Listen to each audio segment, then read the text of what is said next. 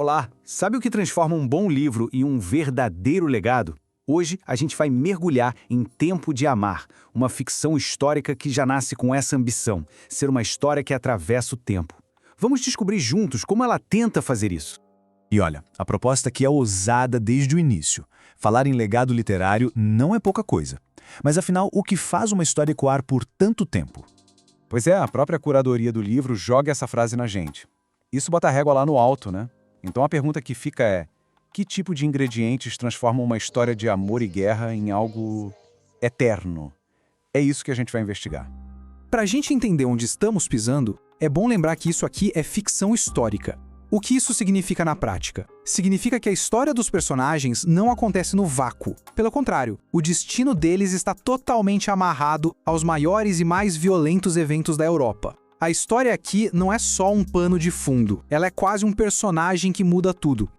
E que pano de fundo, hein? A gente está falando de um palco gigantesco de guerras, revoluções, um cenário que não apenas influencia, mas define a vida de cada um dos personagens.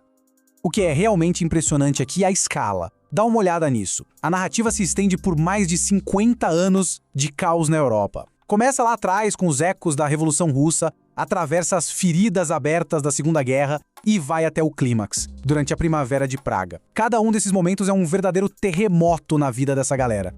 E é no meio desse turbilhão que a gente conhece o Franz. A história dele já nasce do exílio, sabe? A família fugiu da Revolução Russa para escapar do recrutamento forçado. Então ele já carrega nas costas essa herança de ter perdido uma pátria, de ser um estrangeiro. Do outro lado, a gente encontra a Amy, e a história dela também foi forjada no fogo da guerra.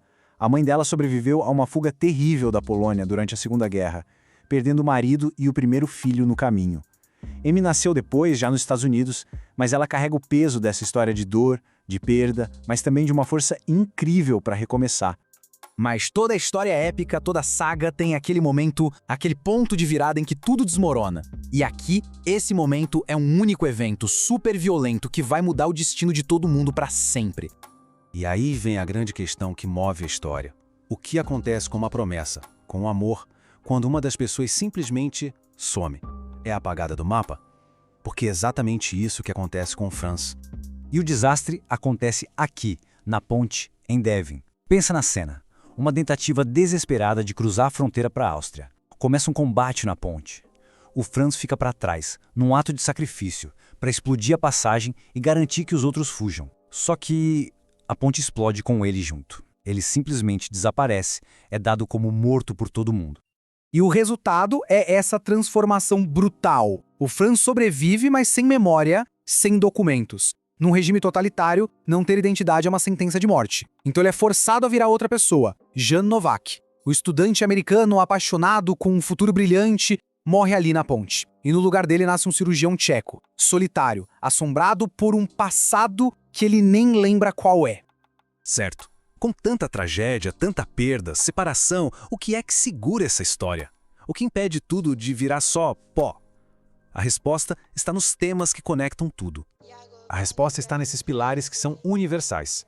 São coisas que todo mundo de alguma forma entende. A dor da guerra, a busca por uma identidade, a força para recomeçar do zero absoluto. E amarrando tudo isso, tem dois fios condutores muito fortes: a fé, a perseverança e a coragem de um amor que se recusa a morrer.